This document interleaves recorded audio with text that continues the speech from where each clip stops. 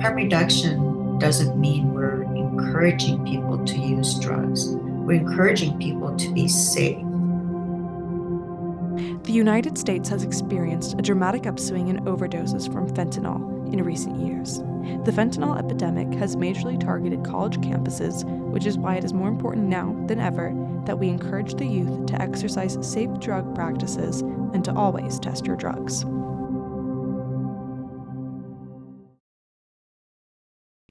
Every time you decide to use something off the street, it's Russian roulette. You don't know what you have.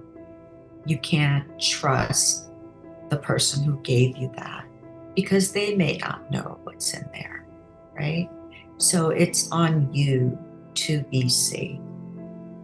If it's not your intention to take fentanyl, then you need to be responsible and test it. Fentanyl is a synthetic opioid that is anywhere from 50 to 100 times more powerful than pure heroin.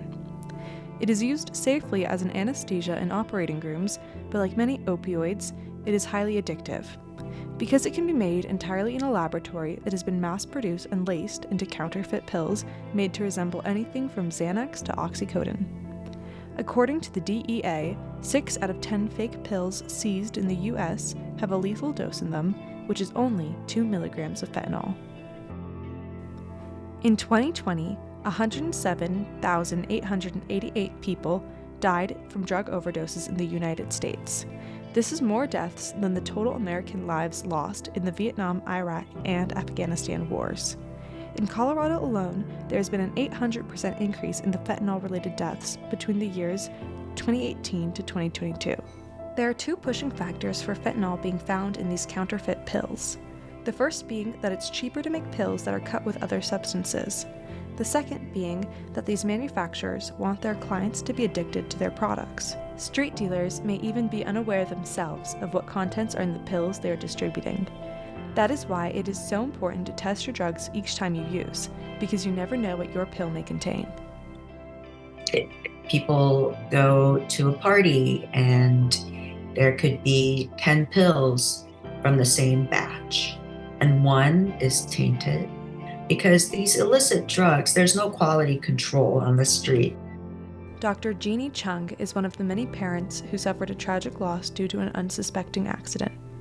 She used her tragedy to join the fight against fentanyl and created a portable testing kit that can prevent overdoses.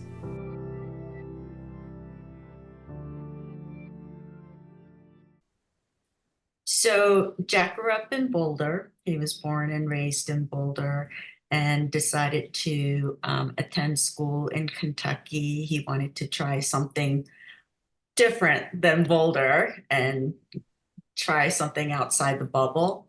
So he went to Kentucky. He was on the rugby team.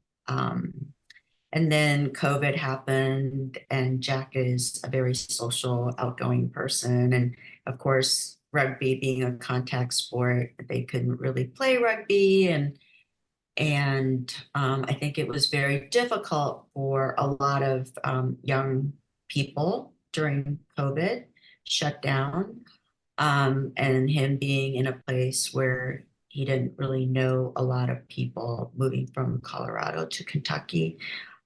He, I think, did okay his first year, second year. He decided he didn't want to stay in Kentucky, and I actually flew out, and we talked about a plan for him to come back to Boulder and that he would transfer to hopefully to CU, where a lot of his friends were attending. Um, and so we made that decision. He decided to stay for a week to say goodbye to his friends there. And the day before he was supposed to return, he went out with his friends and then went home. And then by the time his friends, rest of his roommates came home, they found him pretty much, he had passed. So he had received something that was basically pure fentanyl. So unbeknownst to him, what he took was fentanyl and not probably what he believed he was taking. We had always talked to Jack about being safe and, um, about drugs. And I think his one comment was, I'm not some strung out opioid addict. Um, and I think a lot of young people believe that uh, this only happens to people who are chronic, who use drugs chronically, um, where I think it's in social settings, amongst young people, or in colleges, where students believe they're taking something, to help with an exam or to help with sleep, or they're at a party, and they receive a pill and they have no idea what's in it.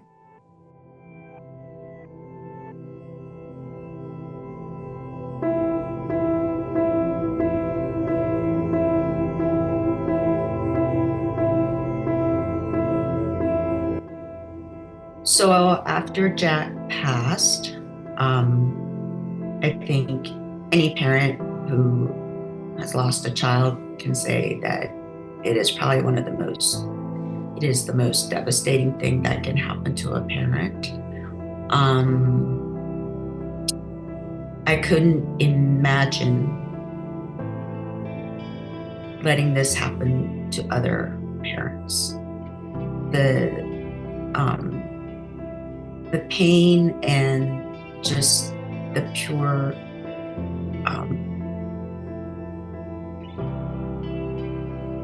just the loss of life, young life, um, so unexpectedly and so unintentionally. This was not of Jack's wishes. And the friends he left behind, who cherished and loved him dearly. And I had a thought that, had there been something simple to use where testing was not a burden, and that it was readily available, and society, culturally, it was accepted to test your drugs with the education and availability of something that was easy to use and discreet. And so this thought came into my mind that we should provide something like that and actually do a cultural shift that you should test your drugs. Every single drug that you take, you should test it, because you're playing Russian roulette each time you take a pill that you get off the street.